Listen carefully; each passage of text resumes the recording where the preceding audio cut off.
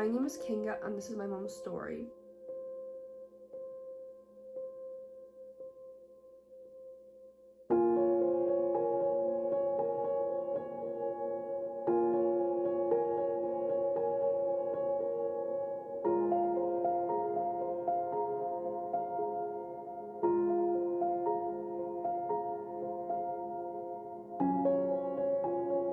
I was in college and then I got a call from my sister to tell me to get home as soon as I can. I remember walking through the door and I saw my mum standing in the kitchen just bawling and crying her eyes out, and at that moment I was like, clearly there's something wrong. So I went up to her and I was like, you know, what's wrong? And then that's the moment she told me she had cancer. It was a really difficult thing to hear from your own mum, because she was only 40, she was the most healthiest woman in this world. She never had any health issues, and then to see her so upset, and it broke us, it broke all of us. And at that moment we didn't know what to do. We just kind of hugged her and we told her, you know, everything's gonna be okay, you're gonna get through this, we're gonna get through this, we're gonna help you as much as we can. Honestly, it was like her world had shattered. It's something that you never expect to happen to anybody that you know.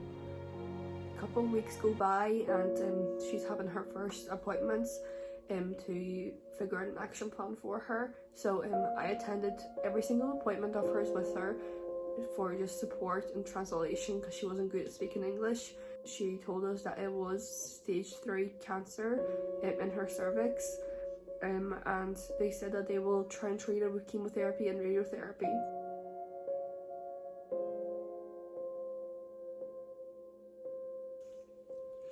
So it was about 4 months of her undergoing just intense treatment every single day and getting home always feeling really sick.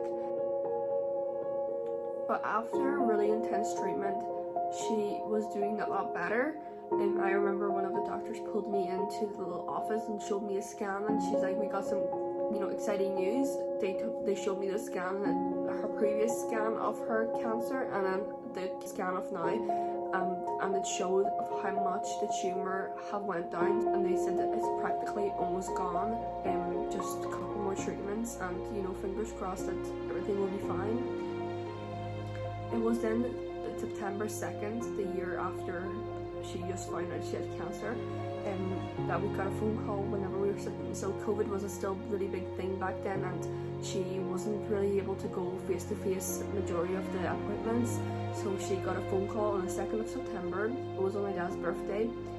I remember putting the phone on speaker, and usually I would answer all the phone calls for her. And I got the phone call on the 2nd of September to get told that the cancer was gone.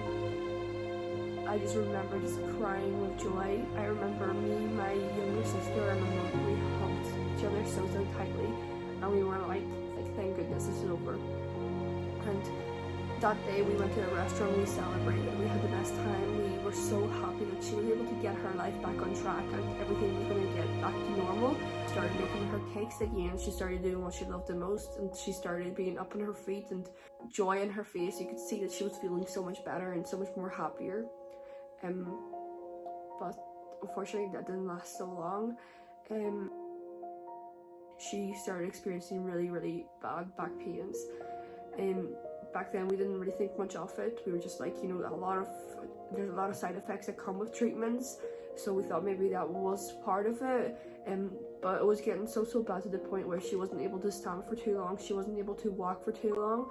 So I told her, look, we have to go to the doctors. And it was just not too far from the scan she got in the morning, and she got a phone call from one of the doctors to say that she needs to come in and to talk about something.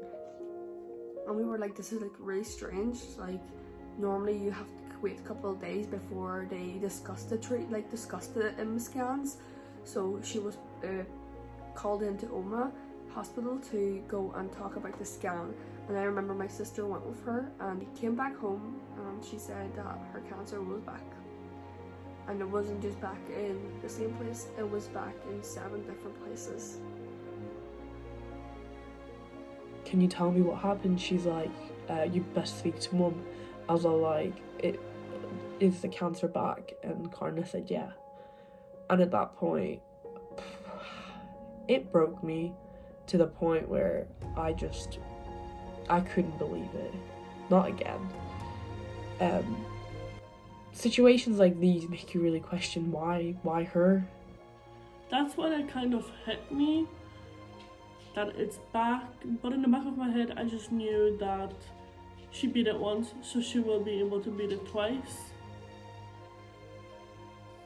Days go day by day and she was just getting worse and worse. She was unable to walk, she was unable to basically talk, she was unable to eat, she was losing weight. She wasn't able to play with Aaliyah as much as she was able to. Which was really tough to wrap your head around, because you were like, she was the healthiest woman. She just came out of her first cancer treatment, and just within 2 months it just came back and spread so quickly all across her lymph nodes. I remember just crying with all my sisters in that room, thinking, what's going to happen now? What are we going to do?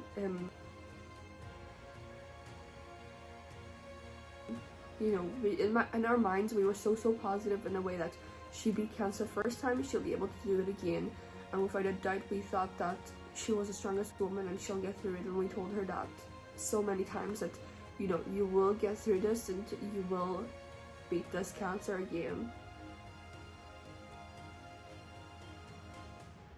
We all stayed hopeful and we all believed that she would beat it.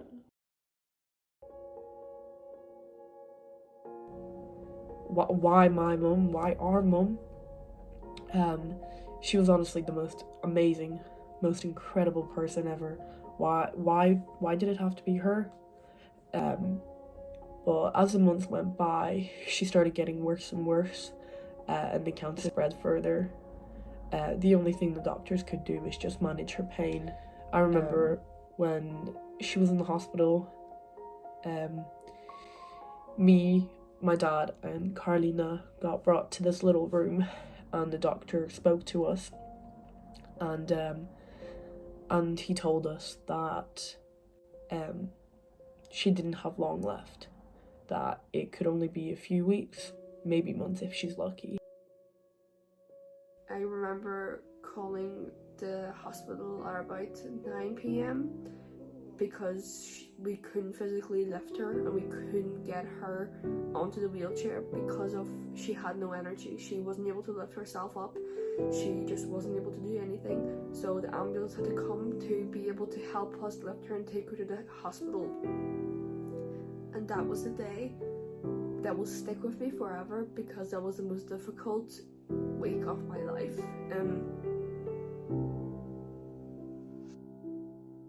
I remember I was with her by myself. The doctor, he closed the blue curtains over her bed and sat me down, and he told me she's not going to get any better. She's got a little bit over maybe a week and a half left. I remember she was sitting on that bed and I had to turn around and tell her, you don't have long left, you have about a week and a half left. I remember she turned around to me and she said, that's life.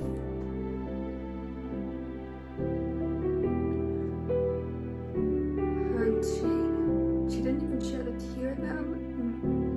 I think she was just so exhausted then that she just probably was just ready to go at that point. We sat and still prayed that she was going to come home. I still believed at that moment. I was like, she's going to come home. I just know it. She beat it once. I don't believe anything that the doctors are saying. She is going to come back home. And she was actually, I think that must have been like the last energy push she got, because she wanted to eat. She wanted to, to do things. So I remember asking her, you know, do you want food? And she was all like, yeah, I do. And I remember to give her soup, and she tried like 2 spoonfuls, which was the most she tried in the whole week. And I was just like, maybe she is doing a little bit better. Maybe she's, you know, maybe she's gonna have a lot longer than a week, like the doctor said.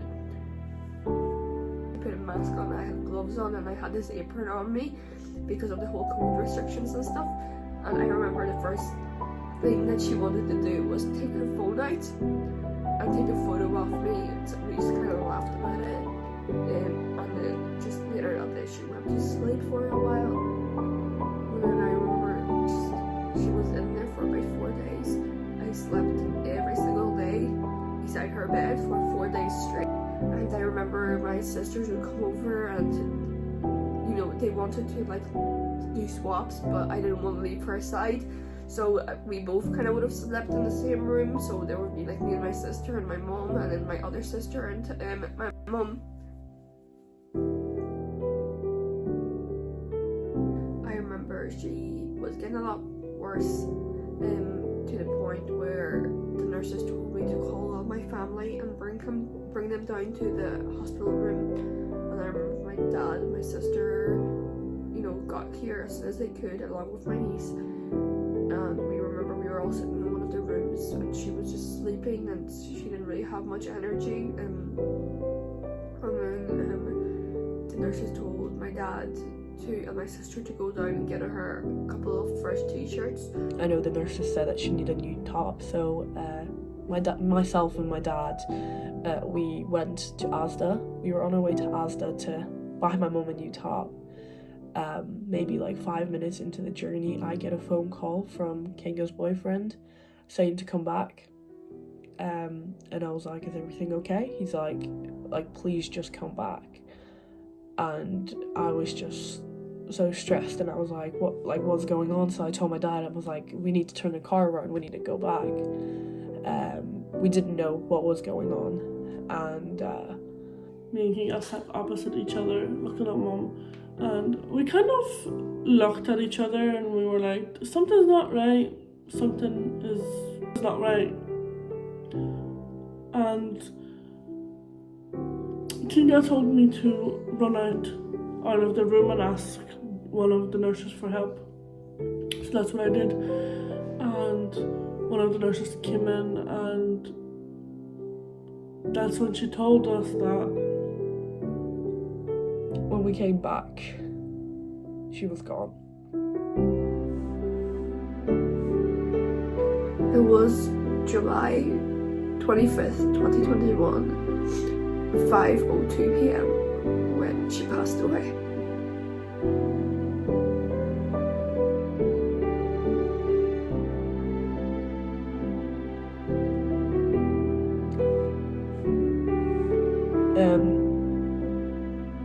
I know that she didn't want Dad to see her go, so that's why I keep telling myself she passed away in that moment when we weren't there. But I am glad that my sisters were there for her during her last breath. That was the hardest day of my entire life, and I've never felt such pain before. It just didn't feel real. It did not feel real whatsoever. It's just one of those things you're like what just happened?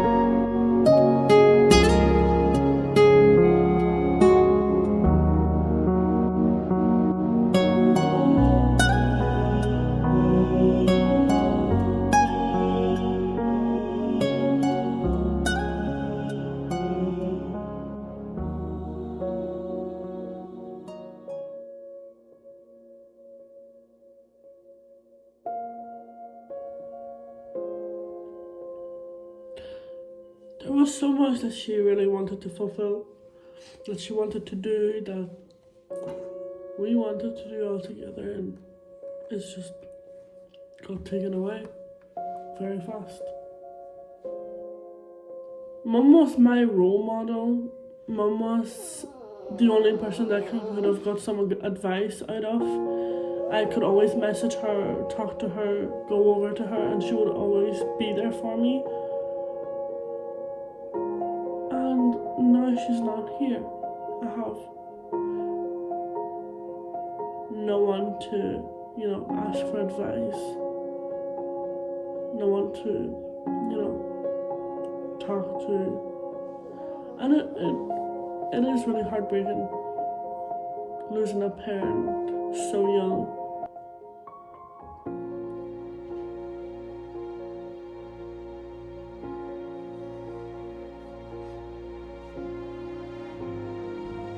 Yeah. I think my favourite memory of me and Mum was our trips together. Me and Mum always kind of done everything together.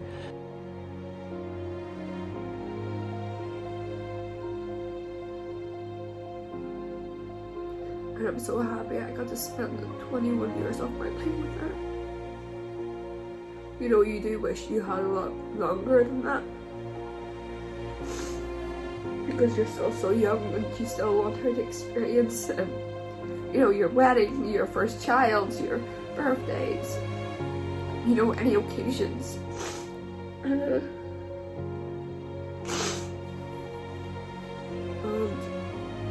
you're not going to be able to do that anymore. And I think that's the most difficult part of this. So, this is my mom's story.